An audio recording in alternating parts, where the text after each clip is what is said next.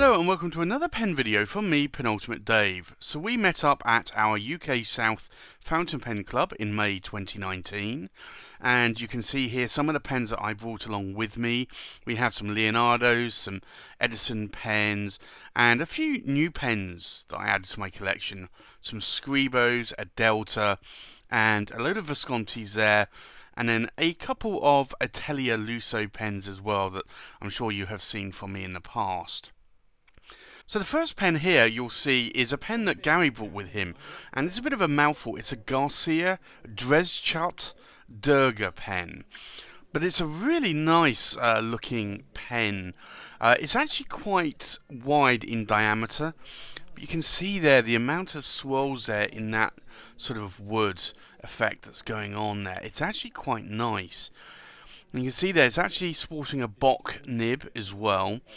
And Gary tends to like his fine nibs, and I think that was probably a fine nib as well. It's either a fine or a medium nib. It's actually quite a nice pen. And Ray brought along an old Parker 51, and something a little bit special about this pen, and I'll show you in a little bit, but you can see here the sterling silver. It's Parker 51s are actually quite a nice pen. I started out originally with a Parker 51, and it has a very small sort of hooded nib.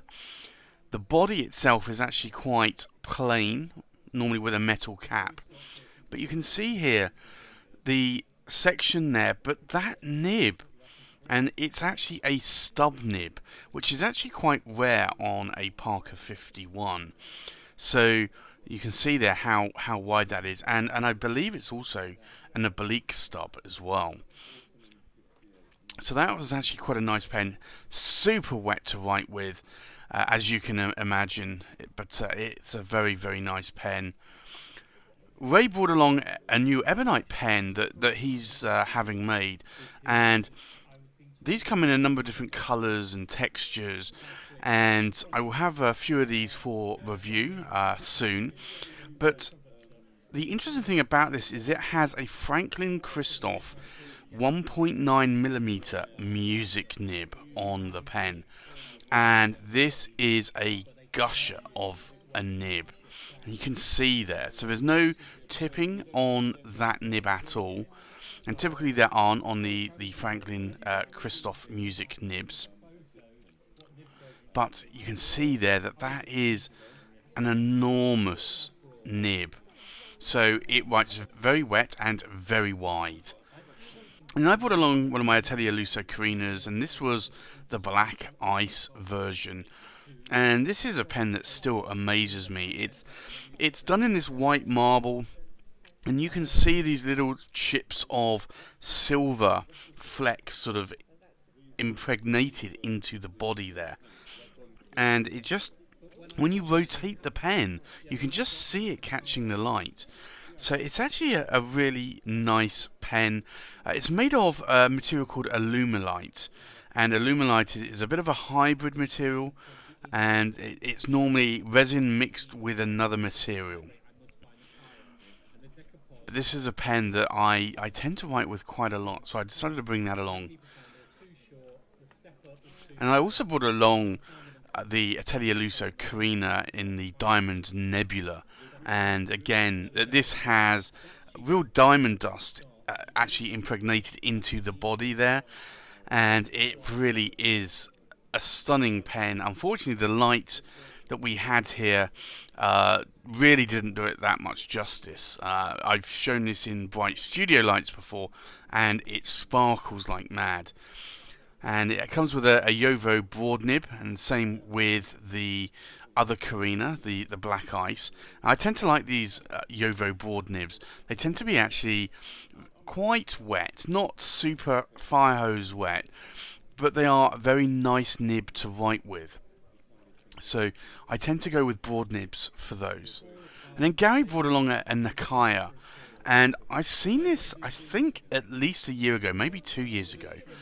And this is quite a nice Nakaya. Now, I'm not normally one for platinum nibs, and the Nakayas do have a platinum nib. However, this does write very nicely, and it has actually surprised me. So you can see there the section there where the lacquer actually changes on the urushi there, but you can see it's a 14 karat gold 585 nib there from Nakaya. And that is a really nice nib.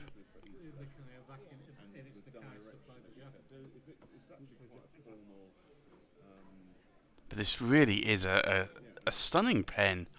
I really would like to get a Nakaya at some point. And then I brought along a Delta Federico, and this has the broad nib. And it's a mixture of white and orange there, white in the cap and orange on the body. But it's actually, again, a nice writer. So it's actually quite wet. So I tend to have this inked up with an orange ink. I tend to like putting Pilot Iroshizuku Yuyaki in there a lot.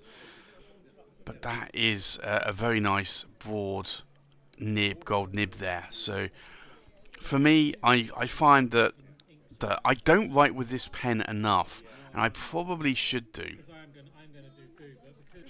And then there was a couple of new pens that I brought along and I picked up recently. So there was this Omos Milord, and this is a rollerball. So it's not a fountain pen, but sometimes you do need a rollerball, and I picked this up for a very good price. So I decided that because this was the wild material from Omos, that it's a very much like a lightning cracked ice effect that goes on through the body. So I thought I'd pick that up. And then there was this Omos Milord, which is a fountain pen, and this one has a lot more white in it. But again, like, I really do like the wild material on the Omos pens, and I already have an ASC Bologna in the wild, the Bologna Extra. But this has a lovely gold nib on it, and this writes very, very nicely and quite wet as well. So this is a medium nib.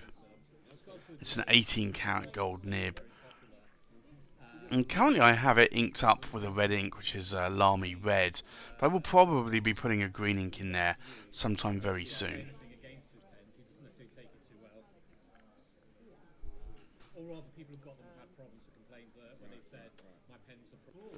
And then I picked up this Twist Pens, and this is the Volcano. I picked this up at the Northern Pen Show, and I will have a review of this very shortly. But I decided that I would take that along to the pen club as well, and you can just see there the amount of change in colour there between the silver and the oranges and the reds. It really is quite a spectacular pen. It's also made of alumilite, like the Atelier Lusso Carina Black Ice as well. And that I got a Twist Pens broad nib on there. It's basically a Yovo nib. And I do like Yovo nibs, although I did find that this one wrote a little bit dry, so I did have to floss the tines a little bit on it, but I now find that it writes quite nicely. And then Anya brought along a Pilot Vanishing Point in the Raden, and this is the water surface, and this is one that I've always liked the look of online, but I've never actually seen in person. So as you can see here, it's a vanishing point. So the nib just pops out, just like on a ballpoint or a rollerball, just a click nib. But you can see the Raden water surface there. Unfortunately, the light that we had didn't really do this pen justice, but you can see there still, there's a lot of colour changes going on in that Raden, and it is a very nice pen. And Anya also bought a crossed lines vanishing point with her as well, and this is the first time I've actually seen this in the flesh. So this is actually quite an interesting pen. It actually looks a lot different than I thought it did from online, and again you can see that it has the click nib, the Pilot Vanishing Point nib there, so it clicks in and out. But the cross lines is actually a little bit of a strange material. And that's it. That was our Pen Club meet for May 2019. Thanks for watching. Please like, comment, subscribe, and I'll see you on the next pen video. Bye bye.